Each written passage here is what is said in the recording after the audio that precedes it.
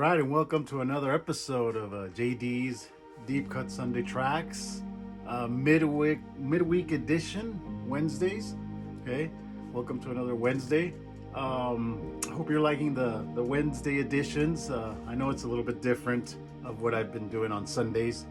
Sundays mainly some obscure classics, late '60s, '70s, psychedelic hard rock. Primary focus, which is one of my genres that I love. But of course, we all like different genres. Wanted to add a different genre for the midweek edition, focusing on early '80s, post-punk, dark wave, death rock, gothic, if you will. I really like this type of music as well.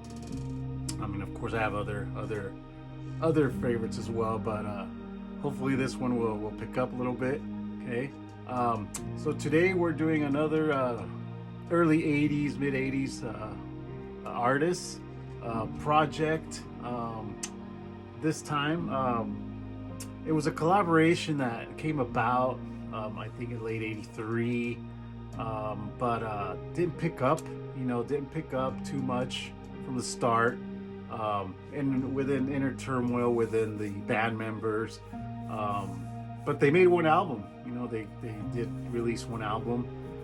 Didn't do much. The label did have high expectations, but it didn't chart, didn't do much. But it became an obscure gem. Okay, members in this band were Mick Karn, Peter Murphy, and Paul Lawford. Okay, it's a three-piece. They didn't have a drummer, very little guitar, so it was mostly alt art rock, post-punk, dark wave electronic, if you will. But it had good rhythms. Okay, we're talking about Dali's Car. Okay, Dali's Car. This album, The Waking Hour, came out in it was recorded in the summer of '84, I believe. So they released it around in or about 1984. Okay, it was right after Peter Murphy left disbanded Bauhaus. Okay, Mick Karn was in a band called Japan. Never heard much of their music. They were more of a new wave alt dance. Didn't get big in Europe, but didn't really hit the States too much. But Dali's Car, I really like the songs on this album. It's about an 8-song record. Okay, cool artwork there, huh? I believe the artist, Mick Karn had a lot to do with the direction of the artwork for the album cover.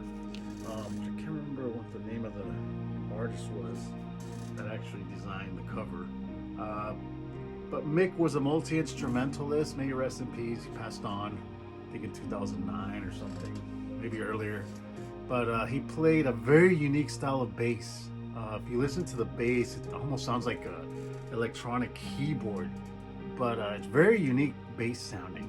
Okay, played saxophone, played some guitar, keyboards, but his bass playing was very unique. It sounded this style was also in Japan, the band he was in. But Peter Murphy just did the vocals, soul vocals, wrote the song lyrics and vocals. It was a collaboration with the music. They all wrote the music together. Interesting factoid too, when they recorded this album, they already had the songs, but it's like they sent tapes to each other. And one would record, it was on a 4-track, so they would record their parts, vocals being done, then they would send the music, trade the music, and then in the end, of course, it was taken to a studio, and Steve Churchyard was the one who recorded this album, producer. It was a collaboration, Dali's Car, and Steve Churchyard recorded the album. Very interesting. He's a big-time pop music producer nowadays. Worked a lot in the Latin music community as well. Worked with INXS, Susie and the Banshees, that type of if you're in that type of genre. But then he started working with a lot of pop acts. Okay? But he did this album, okay?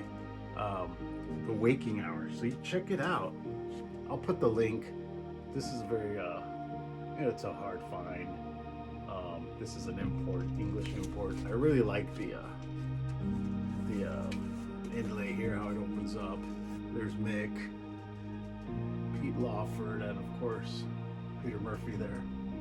Okay, he wrote all the lyrics to the songs. The song we're showcasing here is going to be Cornwall Stone. Okay, dark tune, slow. It has a lot of dark tunes, slower songs. But the bass, check out that bass sound. Very unique bass sound on this album. Okay. Sounds really cool. I like the sound. Yeah, Beggar's Banquet. I think they were distributed by Virgin. They had high expectations for this.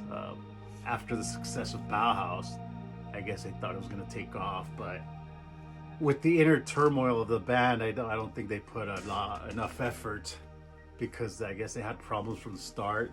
They didn't want to record together, so that kind of tells you that there was already problems in the beginning. And then the label, I guess, pushed one of the songs, but it didn't do much. Like I said, it didn't do much. The Judgment is the Mirror. That was the single they had released. But it didn't do much. There's other songs that are pretty good. Cornwall Stone, like I said. Honorable mentions, Moonlife. That's a good song too. But again, it's not your typical upbeat song, dance. These are slow, dark dirges, okay? That's why it's, dark wave art rock. Usually art rock will fall into that type of category. But if you're a fan of that 80s gothic, check out Dali's Car. They got their name from a Captain Beefheart song. It was an instrumental song off one of the early Captain Beefheart albums. Okay, check them out if you get a chance. Interesting band. Okay? But me being a fan of the 80s dark wave post-punk style, this is really cool to check out. I'm a big Bauhaus fan as well, but I wanted to do something more obscure, of course, and Dali's Car was it. But yeah, Mick Karn was the singer in the band called Japan, and I'm not too sure Peter Law, the rhythm person, the rhythm band member, Paul Lawford, didn't do music after, but he was the percussion rhythm section of the band. Okay, but really cool. Check this out if you get a chance. This was recorded at the Manor in London when they finally did all the final recordings of the album, the mixing and stuff. Okay, but a really nice gem. This is an import. I don't even think you can even. I think this is probably out of print. I don't think you can even get this anymore, even on a repress. Okay, but yeah, check out Dali's Car. Okay, Peter Murphy, McCarn collaboration there. All right. So I hope you enjoyed the episode. Hope you're all doing well, VC. Like and subscribe. Tell a friend about the channel. And I'll see you on Sunday for JD's Deep Cut Sunday Tracks. All right.